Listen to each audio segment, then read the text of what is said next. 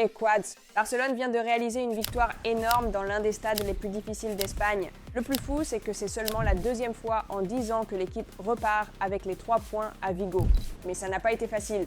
Juste avant le coup d'envoi, Hansi Flick a dû faire un changement de dernière minute.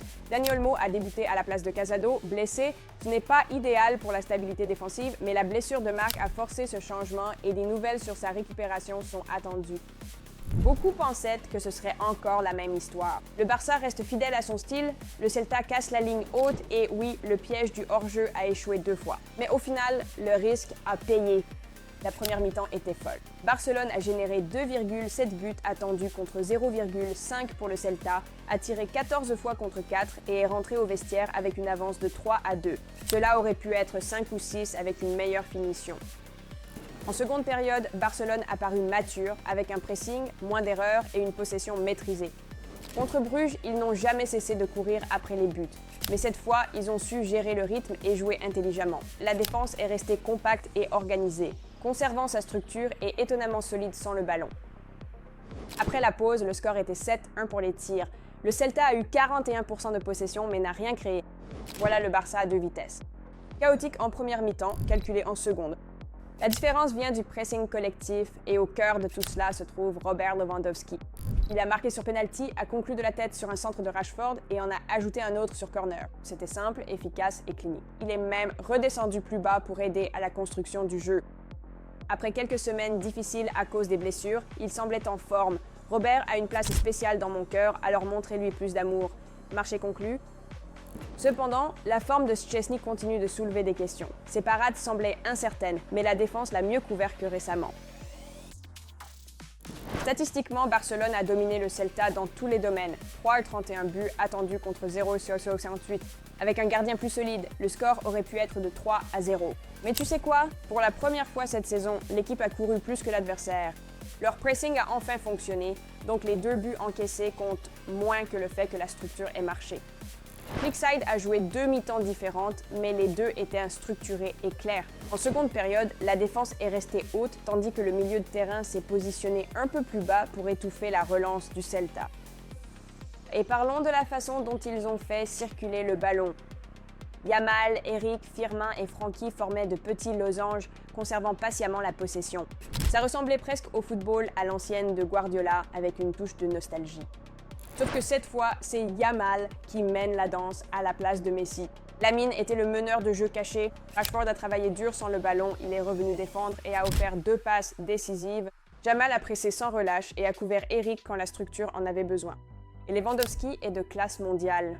Ce n'était pas qu'un simple tour de passe-passe. C'est une intelligence et une expérience footballistique qui continuent à compenser son déclin physique par des déplacements intelligents et une bonne anticipation. Le problème d'attaquant du Barça sera résolu. Déjà 7 buts cette saison en un temps de jeu limité. À 37 ans, Levy est toujours ce type-là. Parlons maintenant des surprises. Dani Olmo. Il a été propulsé dans le rôle de Pedri et ce n'était pas vraiment sa zone de confort. Olmo apporte le chaos, pas le contrôle. Il est plus étincelle que métronome. On doit lui reconnaître du mérite car au fil du match, il s'est adapté. En seconde mi-temps, il semblait serein. Si Pedri ne se remet pas à temps pour le match contre l'Athletic, attendez-vous à ce que Dani débute à nouveau. Flick mérite aussi d'être salué ici. Gérer autant de blessures tout en permettant à l'équipe de progresser n'est pas simple.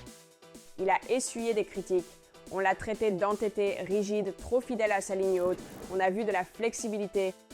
Après 2 buts encaissés, il a laissé Seltzer avoir le ballon, mais le Barça a pressé en bloc médian compact, les étouffant complètement. Seltzer n'a créé aucune occasion après la mi-temps. Cependant, un point à chipoter concerne les substitutions. Flick n'en a de nouveau utilisé que 3 au lieu de 5 et maintenir Francky sous le coup d'un carton jaune était risqué. Ce carton rouge aurait pu être évité, surtout avec un but d'avance. Quoi qu'il en soit, cette victoire replace le Barça à la 2e place à seulement 3 points du Real Madrid. L'élan est rétabli, la confiance est retrouvée, la trêve internationale approche.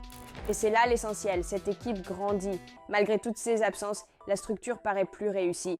Le milieu de terrain, Dani, Francky, Firmin a bien fonctionné. La défense, Araujo, Kubarski, Bold, Eric a tenu sa ligne et l'attaque était agréable à regarder. Il reste du travail au poste de gardien. La baisse de forme de Chastri est préoccupante et le retour de Johan Garcia ne saurait tarder.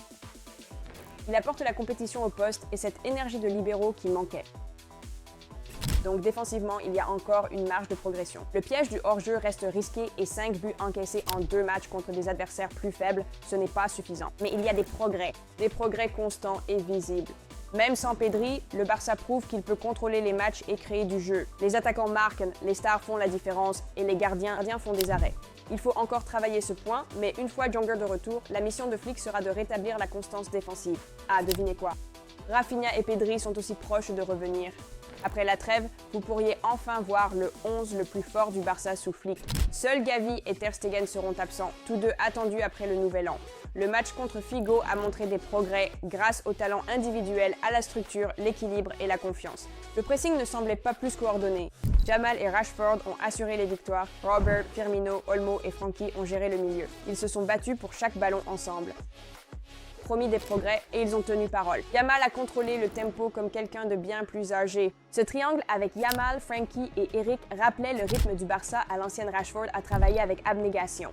Lewandowski a fait preuve d'expérience et d'intelligence de jeu. Et Flick est apparu calme et adaptable. Ce n'est plus le Barça chaotique. L'équipe sait ce qu'est l'équilibre. La défense a encore besoin de travail, mais la progression est visible.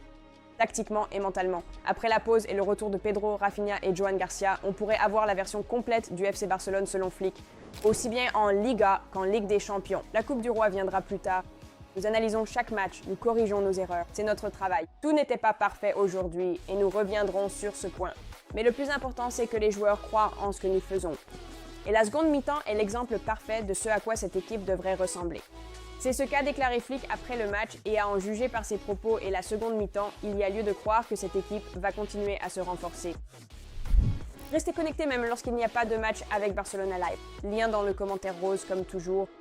Si cette analyse vous a plu, cliquez sur j'aime, partagez vos impressions en commentaire et abonnez-vous. Merci d'avoir regardé.